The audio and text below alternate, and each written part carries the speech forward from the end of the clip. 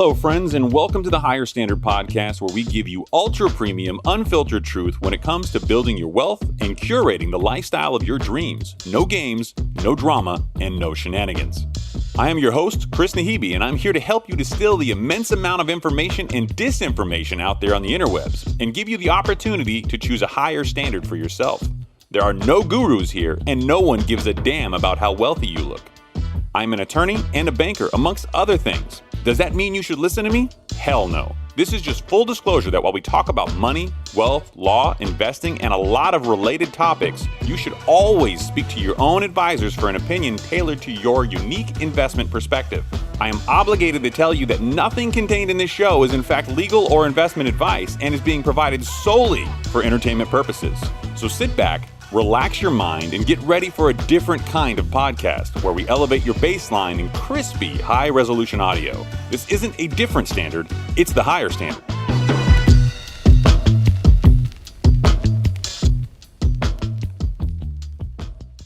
Welcome back to the Higher Standard. This show is extra special, not just because I talked to a self-made entrepreneur who's huge in fashion and entertainment, it is super well connected, but because we came from the same place. Chris Ngo of The Leverage came from the same middle school and high school that I did. We grew up essentially side by side in the same community with the same advantages and disadvantages.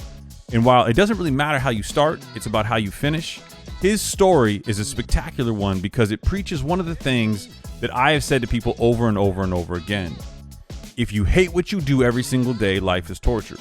But if you love what you do and you find what you're passionate about, working your ass off to become successful is just you chasing the things that you love. And it resonates with Chris's story here. I hope you enjoy it. We get into cars, we get into some extra stuff just because, you know, we haven't talked in a very, very long time. It was definitely a trip down memory lane. So for what it's worth, this one was extra special to me, and I hope you enjoyed it as much as we did. When we started the podcast about entrepreneurship, and we started about, you know, just business in general, a lot of the problem that I think people thought when we were starting it was that I was going to go after, you know, people that just unilaterally had success or were unilaterally failures or people that were really public figures. And I think the idea of entrepreneurship is following that journey. Yeah. And because I knew you since we were kids, I knew that your story was one of a self-made dude. And I thought it would be helpful for everybody listening to kind of walk through how you got here. Yeah. I mean, overall, like the whole journey itself is obviously, it depends on your background. Well, where you come from, how you kind of experience growing up and stuff like that too. And obviously me and you, we met in middle school. Middle school is different for us. I mean, you know, we grew up in Santa Ana, very, very, you know, ghetto, you know. It was, man. It was hood. It was a dangerous place to grow up back then. People look at Santa Ana now like it's different now than it was when we were kids. It's different. It's different to a certain standard, you know, but it's still relatively pretty bad. I mean, obviously, I grew up in an area where, you know, I was one of the few Vietnamese Asian kids at the school. It was heavily dominated by a lot of Hispanics, you know, and so we grew up in like the mid '90s to the late '90s. That's the tough era. You know, we grew up in the era of gangbanging, drive-bys, tagging. Think about all the stuff that we kind of grew up in. It's different. Like this day and age, I don't think the kids in Orange County, per se, has to worry about going to the mall and getting hit up by gangsters. Remember Westminster Mall? Oh, and yeah. If you were in the wrong color, people would call you out. For us, it was just like walking down the mall and just having a group of other Asian kids, Mexican kids saying, you know, where you're from, which is, you know, getting called, you know, hit up, you know, and that was normal. But yeah, it's wild to see like what Orange County and Santa Ana is now to what it was before.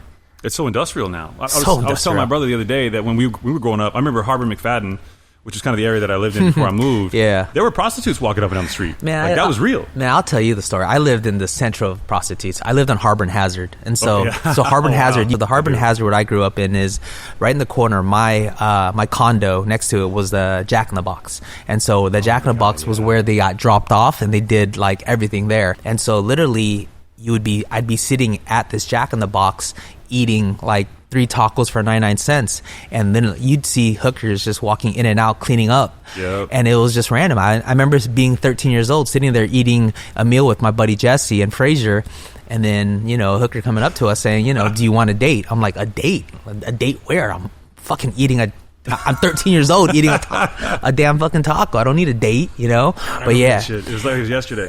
The wildest thing about it was just, it was normal. You know, you'd sit there and just see like street workers, hookers just walking up and down Harbor. Yeah. And this is like 1990, from 1992 to 1999.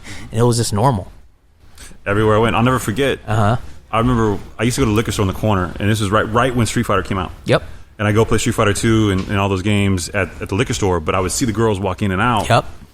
And I remember thinking to myself, like, even as a kid. Oh, it was Cameron's Arcade right there. I know exactly where you're at. You're on Harbor McFadden, next to the McDonald's and stuff. Yeah, exactly. I used to go all the time, man. That was my place. I'd play the games whenever I could. And, you know, the quarter was the best thing ever. But as a kid, you don't realize how like scary it is until you get older. And we both have kids now, right? Yeah, yeah. I would never want my kid to be there. I mean, recently too, I was actually driving down the street like maybe a few months back, and I was just like, man, it's sketchy as shit. Yeah. Like, but it was worse back then. But you know, you're a kid, you don't know better, and that was just normal. So walk me through, you know, after school, like what did you do, and how did you wind up with the empire that you built for yourself now? Man, that's a long ass story. That's such a long story. We got 40 minutes. I know you got 40 minutes. Growing up in high school, obviously being in sports, being into fashion, you know, Michael Jordan playing a big role. I named my daughter Jordan. You know, sports and fashion just went like hand in hand, you know? So I was always that other kid that was considered like whitewashed because I hung out with the basketball team and stuff like that. I wasn't into gangs. I was kind of a nerd. And so being Asian in like the late 90s, it's either you're a gangbanger or, you know, you're running with that crowd. And I wasn't, you know, I was hooping, had good grades, but I was into fashion. You know, I was into Tommy Hilfiger, South Pole, Fubu, all the brands you can't wear Pele, huh? All the brands you can't wear today. Yeah. And so, you know, growing up, I was always a shoe collector, and I was collecting Jordans like hella early. And so that went all the way on to college. And then in college, you know, I got into reselling sneakers, from selling Dunks to Jordans and whatnot. And, you know, that was a way for me to make like my income. So it'd always be like, buy 2 or 3 pairs of shoes, keep one, flip the other 2, make some money, and you got your shoes for free. And so that was my thing for like the longest time. I mean, I used to do that. Yeah. Now I'm just like this avid collector where I'm just hoarding now, you know? But I am too. I don't even wear like half of my shoes though. That's a problem. I mean, most of us don't. But it's just the fact that you're able to get it and just like hang on to it, you know? Yeah. That was my thing. Yeah, going from that, I never thought I was going to get into fashion just based off of that. But for me, it was college. So in college, I was having a hard ass time in college. I was on academic probation like every single semester. I graduated with like a 2.2 GPA. I had to switch my major because I couldn't pass the math. Like math, I'm Asian. I'm terrible at math. How crazy is that, right? So I remembered I was a business major and I couldn't pass. I don't know what kind of math it was, but I couldn't pass it. So I'd go into my administration office and I was like, hey, what's the lowest form of math I can get with the degree? They're like, if you change your major to communications, you can get out with college algebra. I was like, well, that's my new major. So, you know, I'm sitting there. I was like, all right, now I'm in advertising. So, you know, after advertising, whoop-de-whoop-de, my last semester, I remember they brought in somebody that was there to talk to us about their future. You know, about, you know, after you graduate, you can get a job in advertising. And they sat there in the front. And at that time, I was like, okay, I'm going to ask some questions. Like, all right, if you don't mind me asking, how much are you making? And she was like, oh, I've been here for 5 years and I'm the head of this department. I'm making $60,000 a year. Oh, man. And I was just like, holy shit. Dude, I make almost that much selling shoes right now at Aldo. And at that time, I was like a sales rep at Aldo. I was actually the #1 sales rep in the whole world at Aldo, at South Coast Plaza. I shit you not. I don't doubt it. Yeah, I shit you not. The funny thing was, like, I was doing that and, you know, going through school at the same exact time. And for me, I was like, damn, I'm going to waste my time being this major to do that? Fuck that. I'm not doing that. It's crazy. We didn't have this conversation before. But this is so eerily similar to my story of how I got into like banking and stuff. And I was supposed to be a lawyer. Yeah. And I found out how much the guy I was supposed to work for was making. I literally asked him at the table, I'm like, well, how much you make? He was offended. He told me it was literally like less than half of what I was making at the time. Yeah. And I was like, well, fuck this shit. I'm out. Yeah. I mean, that was it. And so, you know, I graduated, and during this time I graduated, it was like the late 2003, 2004. And then that was during the time everybody and their aunt was a real estate loan officer. And so I was like, you know, fuck this, I'm going to do that. All right. And so, you know, I go out, I become a loan officer, and within my 3rd month, I became the highest grossing loan officer in the company. In my 3rd month, I was doing like something like $20,000 like a month at that time. Being 21 years old, doing that much, you're just like, wow, this is wild. I did that for a little bit of time. And then next thing you know, it just becomes a situation where, my company, one day I come in and they're like, oh, we're out of business. And I was like, all right, fuck. 07, 08, somewhere in there? No. It was like Earlier? it was earlier. Wow. It was earlier because I was supposed to be set up to become a wholesale, work in the secondary market. Yeah. And then one day they just closed up the whole department and we all got laid off. And we're just like, okay, well, long story short, I collect my unemployment and I just hang out, party, just being a dumbass 22-year-old, 23-year-old at the time. Are you worried at this point? Like, what am I going to do? Or are you just like, look, I'm going to go with it. It's slow. Like, let's live life. Honestly, dude, I was living in a garage. I had probably 20-something pairs of shoes, and they're all Air Jordans or whatever the fuck I had. And so I didn't care at the time, I wasn't thinking about my future. I wasn't thinking about what the fuck I was going to do later. And now I was like, all right, it is what it is. Yeah. And so the funny thing was, how it happened was one of my buddies, not even my buddy, it was my roommate. She was dating a dude that had a clothing brand, and his name is Joe. The brand's called Franco Shade. It's a rollerblading brand, but it was his first time showing at the trade show. So he was like, hey man, I'm about to show at the trade show. You want to come out? You can help out, kick it, party, 4 days in Vegas. I'll take care of the hotel room. I was like, fuck, yeah, I'm in. Not? Yeah, I'm in. So I pull up to the trade show, and I'm just kind of hanging out, sitting there, just looking at the stuff. He had like two racks, literally two racks. It was like one rack here, maybe like 10 t-shirts, a couple hoodies, a couple hats. That's all it was. But for me, it was just like the gift of gab. I could sell anything. Like I could sell almost anything. And so as I was sitting there just talking to him, he was like, when people come in, talk to them, show them the line, see what they think, and if they want to place an order, they place an order. I was like, all right. Easy enough. Straightforward. And so, I'm sitting there and I see a buyer. I meet some dude outside, like by the concession stand. We're talking about shoes. He was wearing a pair of Dunks at the time, Tiffany's. I still remember this whole story. I tell the story all the fucking time. But so I sit there, we start talking about shoes, and we're cool. Guys bond over shoes, sneakers, normal, right? Mm-hmm. And so about half an hour later, he walks by and he sees me at the booth and he's like, yo, what's up, Chris? I was like, what's up? He's like, oh, you're here? I was like, yeah, let me check out your stuff. So he looks at it and he was just like, oh, this is dope. I'll put it in my store. I was like, all right, cool. What do you want? He's like, give me a 5, 10, 10, 5 across the board. I was like, what the fuck does that mean? What the fuck is a 5, 10, 10, 5 across the board? What does that mean? So Joe, he was like, he wants 5, 10, 10, 5 across the board. What size? He was like, starting from size small. So he wants 5 smalls, 10 mediums, 10 large, 5 extra large. Across the board means every single piece. And so I sit there, I tally up this whole order, and it comes out to be 15,000. And I was like, okay, well, what next? He was like, well, here's my info. Call me when it's ready. I'll give you my credit card. Run it. So Joe, he hits me. He was like, bro, I'm going to give you 10% of this order. I was like, what do you mean? That's like $1,500. He's like, yeah, I'll pay you $1,500 when we ship. So when I ship this and I collect the money, I'll give you 10% of this order. And so I was like, holy shit, I made $1,500. And he was like, listen, dude, you do this for the whole fucking weekend, I will pay you 10% off every order. So I sit there for 4 days talking to every person I fucking can. And so the previous show he didn't write any orders, right? And so we left that show. We wrote about 50K in orders. I wrote about 50K in orders. And then I'm like, wow, I made $5,000 this weekend just selling t-shirts and hoodies on this fucking 2 of these booths. Mm-hmm. He was like, hey man, you should follow up with everybody. I was like, okay. I got all these business cards and stuff like that. I'm not doing anything. He's like, I'll pay you under the table, bro. If you're on unemployment now, I'll pay you under the table. I was like, fuck, I'll take it. Mm-hmm. So, that Monday we get back, I take all the business cards, like every single one he has. I put in an Excel spreadsheet. I take my headset from my my loan officer job. Back then when you used to click it, it would pop up, the headsets. Yep. And so I was like, all right, cool. So what I did was, I called every single person that I spoke to. I sent them out emails and followed up. I wrote 120K in orders my first season working with him. Wow. Yeah. He must loved you, dude. Yeah, he went, obviously. I mean, we went from like a garage brand to actually a brand after the first season. So, $12,000 my first season as a sales rep. I was like, you know what? I'm going to do this. This is cool. I'm in fashion. I'm selling t-shirts, hoodies. I enjoy this. And so that was the beginning of it. That had to be like a light bulb moment for you where like, this is where it's ready to go. Honestly, for me, it wasn't more like a light bulb moment. It was more like I could party, I could hang out, I could be hungover and go to work and just sell t-shirts. Like back in the day, I'd go to work every single day wearing like a tie, suit and whatever, and I fucking hated my life. I did it every day, man. Fucking hated my life. Hated my life, just clocking in, clocking out.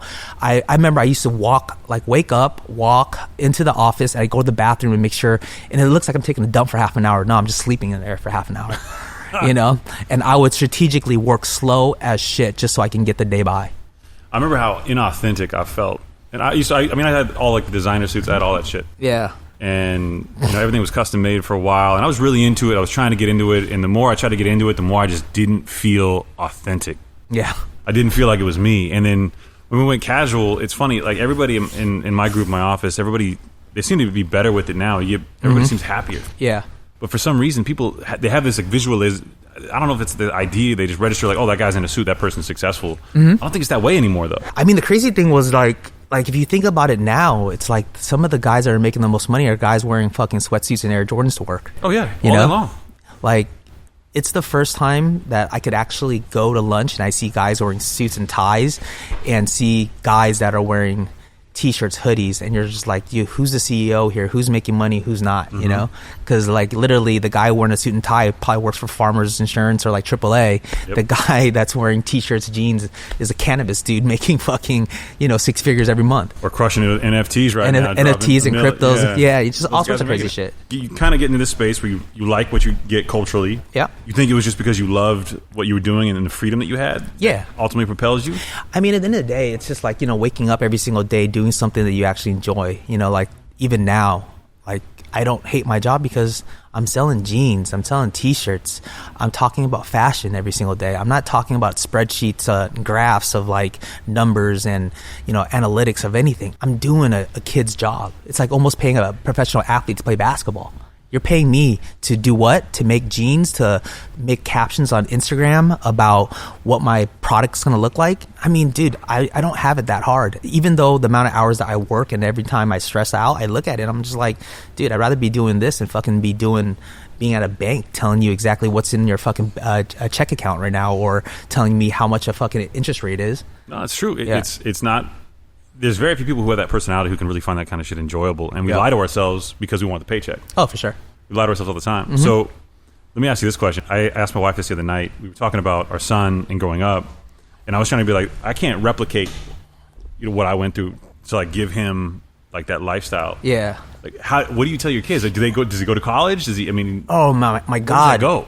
It's crazy because anytime I'm in the car with my kids, I always tell them these stories. And when you're younger, you're telling your parents would tell you, I walked 3 miles in the fucking in the snow to go to school. Both ways. Yeah, you know what I'm saying? But the thing is, I fucking did. Like I literally from Harbor and Hazard, Fitz is on New Hope and McFadden. Yeah. That was 2.5 miles. I would walk that every single day to go to school, back and forth. And then I walked that too. God, that was such a dangerous walk. It was such a dangerous walk. You're talking about going down New Hope and then going through an alley and then going to school. At the time, normal, but now you wouldn't even let your kid walk across the street without a kid getting trafficked or something, Yeah. But yeah, I would sit there, I would tell them these stories, and I'm like, dude, you kids are so lucky. You're getting picked up from school. You kids are so lucky. You have options when whatever you want to eat. Like now, my wife, her parents, or whoever, they're like, okay, kids, what do you want to eat for lunch? What do you want to eat for dinner? Shit, when I grew up, it was this is dinner, this is lunch. You don't have any options, And it's just like now, like just comparing what we went through and what they're going to go through, it's so easy. It's like even me just telling the story over and over, for them, it's like, yeah, Dad, for sure. But so that's the problem though. Like therein lies the issue. Like we grew up with that rough lifestyle, right? Yeah. And I don't think my son's ever going to walk home from school like that, at least not in the same way. He's never going to know, what eating ramen was like every single day and like, saving money to buy like a bottle of soda. Yeah. Is that going to make him soft? 100%. That's terrible. 100%. There's no choice though. Like 100%. How did you stop that? I mean, honestly, I don't know. Like me and my buddies, we talk about it all the time. Like every single time, we're hanging out with dads, we look at our kids and we're just like, yo, these kids are going to grow up so soft. Yeah. So soft because they don't have any needs. They get everything. When we were little, we're looking through like a Fetco magazine or like a newspaper or an East Bay, and we're circling shit that we liked. Like, oh, I can't wait to one day be able to get the Air Jordan 11s or the Air Max 95s. You know what I'm talking about? Bro, I coveted the 11s so much, never got them. And that's why today, like every time a new version comes out, a new colorway, I'm all over it. Yeah, and for us, I was like, damn, I look at whatever's coming out and I'm buying it for the kids without them even asking. You know what my son wants for Christmas? He wants a fucking Apple 13 Max. I was like, what 6-year-old asks for an Apple 13 Max?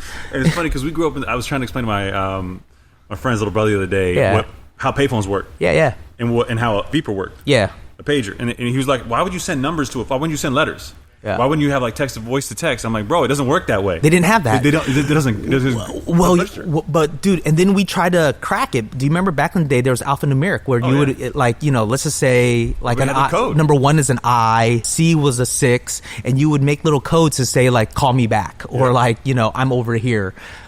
It's crazy. I mean, we went to an era that was just so prehistoric.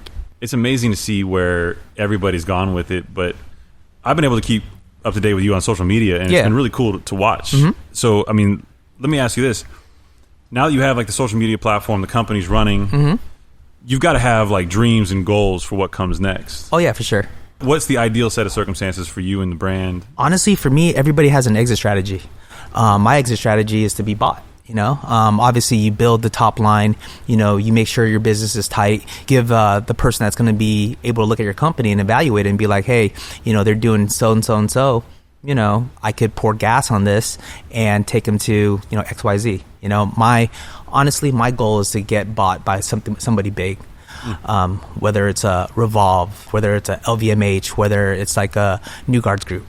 End of the day, I know the structure that we have right now, it's almost like a plug and play.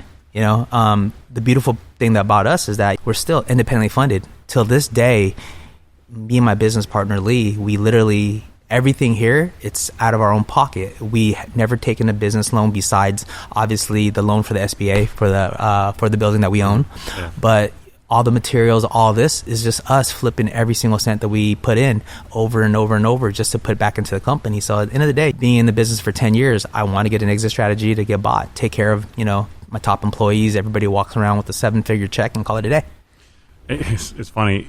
So a lot of kids will come up to me and they'll ask me like, you know, hey, if I had $1 million, I would do X, Y, and Z. And I always look at them and say like, you wouldn't know what the first thing to do. Hell no. But you look at your sales experience and you kind of look at trajectory, right? Mm-hmm. That first day you were selling something and you closed it. Mm-hmm. You've always kind of been good at that. Mm-hmm. And now look how significant that direction's going. You're looking at selling like major brands. Well, looking at those connections. That's a huge leap. The strongest thing is like, you always buy low, sell high. You know, people talk about that all the time. It's always buy low, sell high. Whether you're buying Air Jordans at retail and flipping them for 2.5 margin, or you're buying a box of ramen with 20 bags in it as a kid, and then, you know, what was it, $5 for a box? You sell it for $1 each, or $15 on a 5. It's normal. Yeah. You know, and that was like my mentality as a little kid growing up. It's like, okay, what can I sell and what can I make money off of? At the end of the day, that was like my motto, was just buy low, sell high.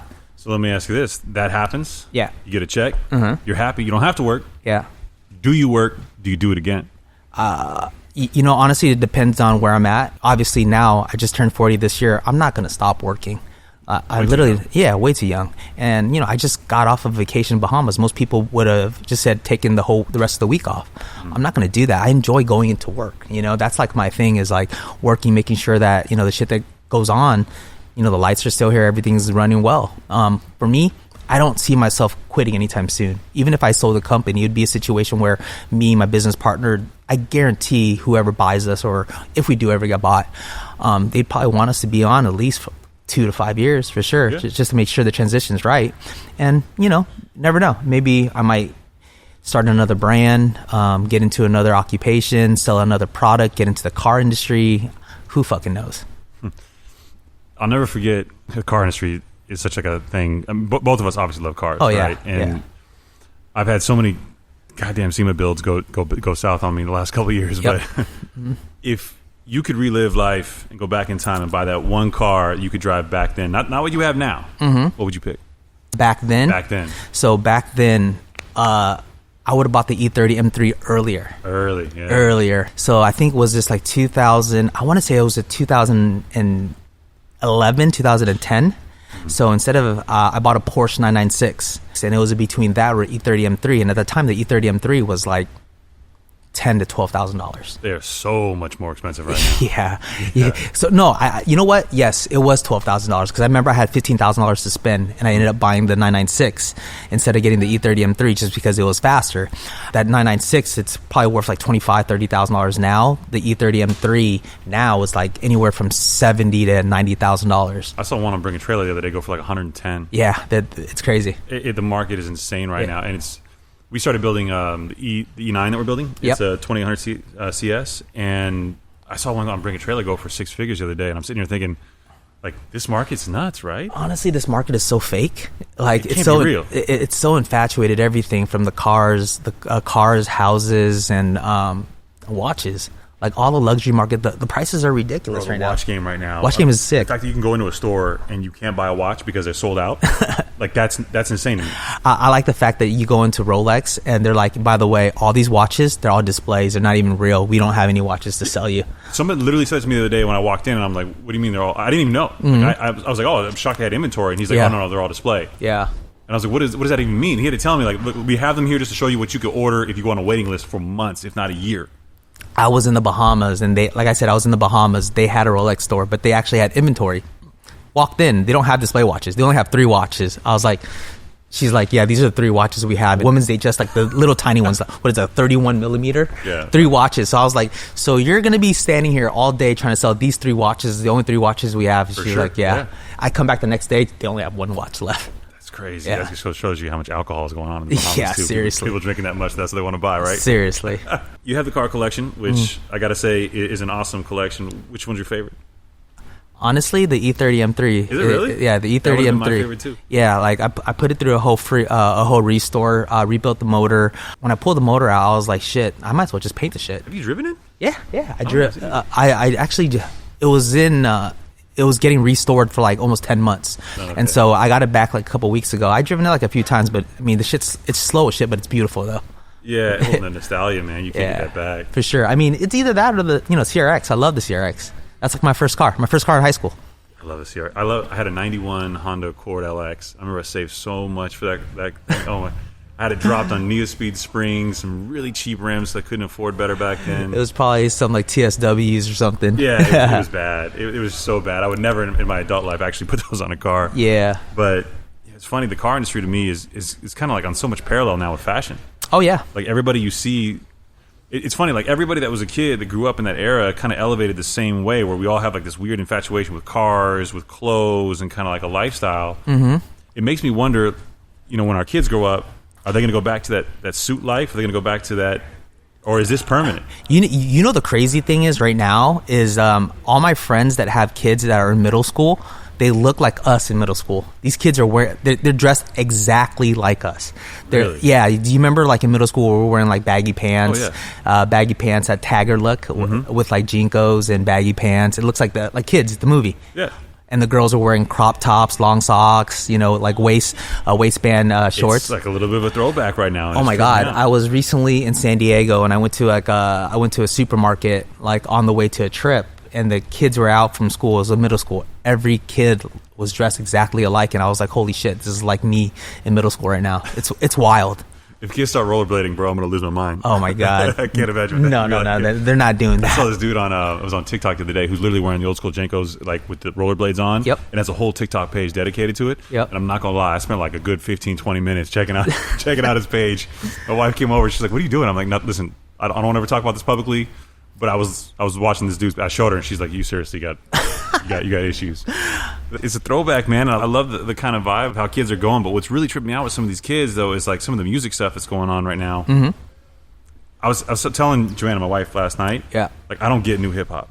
I don't get new rap. Yeah. Like, I'm not trying to disrespect anybody, but some of the mumble stuff and some of these names, like, I feel like it's falling off.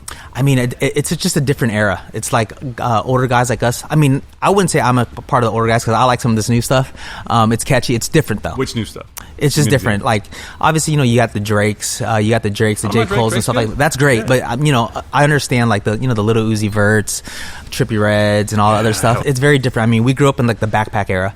The backpack hip hop era, when everybody was talking about being a lyricist, actually rhyming, flowing, all that other stuff. Now it's just about beats and a party and like a vibe. And how I kind of feel about it too is that I don't complain about it. It's because it's for the youth. Music now, I feel it's for the youth, and I'm gonna be the last one to talk down on somebody's music, because do you remember when we grew up, like the guys that are older than us talking shit about us listening to Tupac and Biggie? Oh yeah, for sure. So it's like all day long. It's exactly like the same shit now. It's like, so to hear someone like my age just be like, "Oh, this youth, they're listening to this bullshit." I'm like, dude, the music's for the youth. Let them have their shit. We had our moment when our fucking uncles and parents were like, "Yo, what the fuck are you listening to?" It's true. So it's like the same exact thing. I mean, I can't believe that guy calls himself a dog and talks about bitches all the time. Yes, exactly. I mean, listen to Notorious Thugs.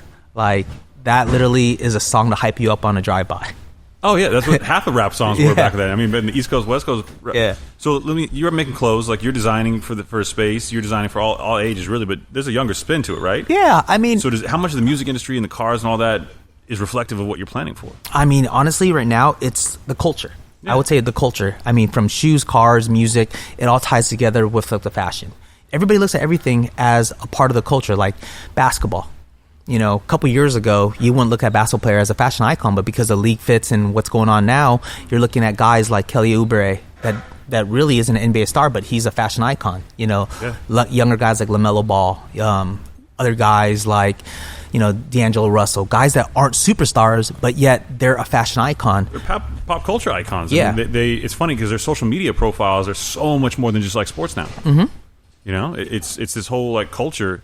Do you think they influence the way everybody else is dressing because of how they dress, or do you think it has more to do with their mimicking what they see, or how does that? Honestly, it's a good trickle effect because the grandfather of this is Swaggy P. You know, Swaggy P was the first like basketball player that was actually into fashion, and because of him, you had like the tree. You know, Jordan Clarksons, D'Angelo Russells, and all these guys that are Kyle Kuzma, who pretty much they make it a big thing to walk down the runway, like Russell Westbrook's and all those guys run down the walk to practice or walk to the game fitted. You know, obviously league fits started because of this. You know, and so almost every basketball player, even us, we focus on doing a lot of product placements with celebrities and especially basketball players. It's funny to see how that comes back full circle. You grew up playing basketball, right? You grew up in the culture, and now that's the same culture that helps you jump off and build your brand. But the thing about it that works for us is it's authentic. You know, like it's what you love, right? Yeah, it's authentic. You know, I'm into fashion, I'm in basketball. So, you know, when I'm speaking to some of these basketball players or their managers or their agents, they know I'm not just making this up. You know, they're like, okay, well, this guy's for real. He's into the sports. He knows everything about it, but yet he's also a fashion guy. So that's the reason why our success is actually organic, because when I'm talking about it, I'm not an older, middle-aged, you know, bald dude that's just trying to just make $1 off of someone younger. I'm actually about the culture. I'm actually about the sport. I'm actually about the fashion. That's the reason why, like I said, me and my business partner, we've been able to elevate our company the way we have. So I've been kind of going like this line of questioning with you because it's so obvious when someone knows you and talks to you that authenticity plays a huge role in your success. Yeah. And one of the things I think a lot of people, especially the younger generation, they fall short on is they get this idea in their head that they have to be X, they have to be Y. Mm-hmm. And really, you have to be you, right? Yeah. That's kind of what you're saying this whole time. I mean, honestly, dude, I've never ever wanted to be a person with a platform to tell you exactly what you should and shouldn't do. Because, like, some of the times, like, you know, I'm not saying anything about my homies, but, like, some of the advice they have, it's like, dude, the chances of them doing that, it's not going to happen, you know? Yeah. Like, all these influencers that tell you you need to buy this before you buy that. The only way you should buy a luxury car or a watch is that you need to make $1 million to have in your back pocket. Who gives a fuck? You know, at the end of the day, you're here for a good time, not a long time. You know, and so how I feel is this: whatever money you make, what do you want to do with it? It's your money. You know, if you want to fucking buy a Rolex, buy a fucking Rolex. You want to buy a Ferrari, go buy a fucking Ferrari. Who gives a fuck? You know, True. At the end of the day, if you die the next day, what are you going to do with it? You can't fucking take it with you, you know? So why does it fucking matter if you have passive income? I don't give a fuck, you know? So some of the times, like the people I talk to, they're giving me all these bullshit ass advice. I don't care. You know, I'm here to have fun. I'm here to enjoy myself, you know? And I'm not one person to tell you like, hey, you should do this. If you don't do this, then you're an idiot. No, it doesn't matter. Like, at the end of the day, I'm not going to count your pockets. Your money's your money. Enjoy it. And it's you're here for a lifetime, you know, but you're here to live it. And that's such a great quote. What I will say, too, is, you know, I see so many of these influencers online, like, showing, like, bad financial advice, too. It's like the ones who give it are specifically giving bad advice for a reason. Like, they're trying to, like, and I don't know if it's influence or just trying to dissuade people or live a lifestyle, but, you know, so much of what we do for a living now actually does influence people, right? You're using social media, but it's also a two-way street. It's a living business card for you, right? Yeah, 100%. How often do people, like, misjudge your life because of what they see? I mean, honestly, I try to not be so serious on my social media. If you pay attention to, like, all the stuff that I post, it's just like, it's just humor, you know? It's just humor. I never take myself seriously just because at the end of the day, you know, the person that takes themselves too seriously, you're usually a jackass. You know, like for me, I'm an open book. Like if you ask me any questions, I'll give you my advice, but I'm not going to tell you exactly what you should or shouldn't do. I mean, if you go through my page, you know, like I said, I always try to keep everything super, super light because that's just me.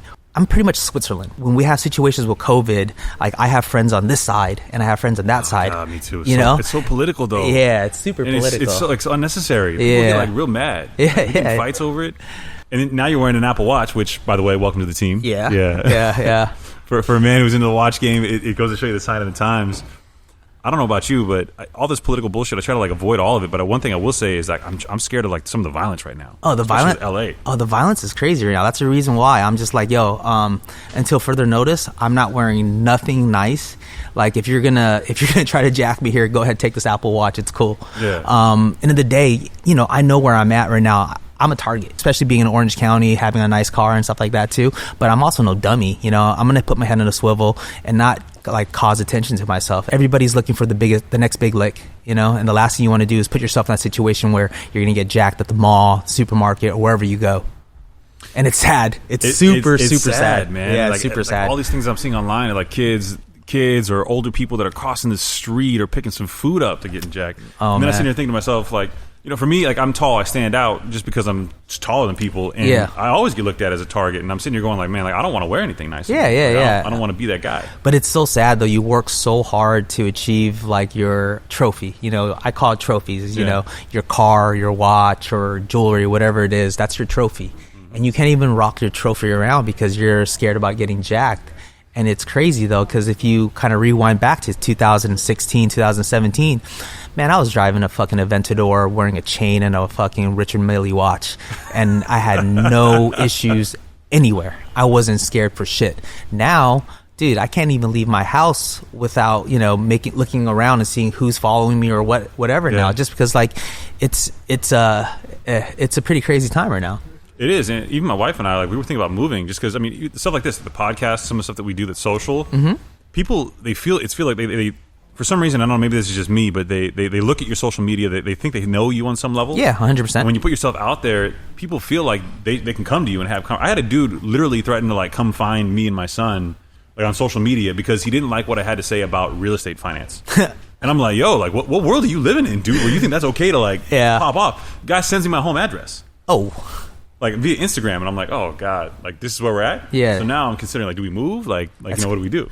Honestly, that's wild. That's the other thing about this generation too. I think is crazy. It's not the kids or the people. It's just technology gives access to so much information. You can find out anything on anybody with just like just a couple clicks. It's wild. Look, man, I want to be respectful of your time. I promise you 40 minutes. We're getting real close to that. Yeah. But I want to let everybody know where they can find you, where they can find your brand. Like, what's the best way to follow up with you and check out what you do? Oh, man, I got a lot going on. So my personal social media page is Chris_the_leverage. A couple of the brands that we own is Embellish NYC, House of Junior, HAUSOFJR, Crisp Denim, CRYSPDENIM, Lifted Anchors. Man, what else do we? Hey, G, what else do we got? Keep it going. Let's go. Club Paradise, Richie Lee Collection, just to name a few.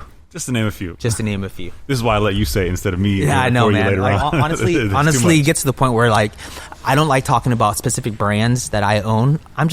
I just tell everybody I'm a back end guy. I'm a manufacturer guy. I'm just a dude that makes sure that your manufacturing is done, your product's getting delivered, the stores are getting the product right.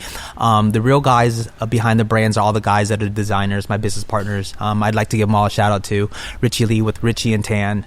Obviously, Lifted Anchors with Derek, Felipe, Club Paradise with Matt, Embellish and Chris. Well, obviously, my business partner Lee, he's up there. He's actually the mastermind behind everything. He's the one that designs 99.9% of the whole collection. So he's the reason why we're kind of here right now.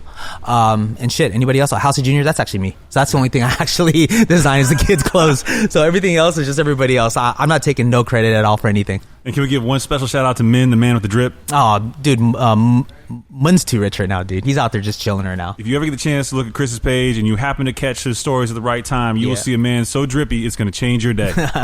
All right? Mun. Well, I appreciate you. I appreciate everything, man. Oh, for sure, next time, man. brother. Thank you. All right. I hope you enjoyed today's conversation on the Higher Standard Podcast.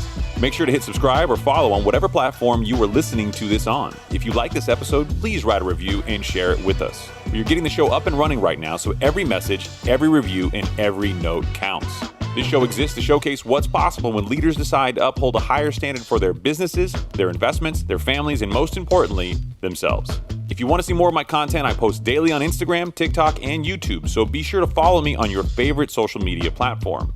And with that, it is a wrap. And as always, I look forward to hanging with you all on the next episode.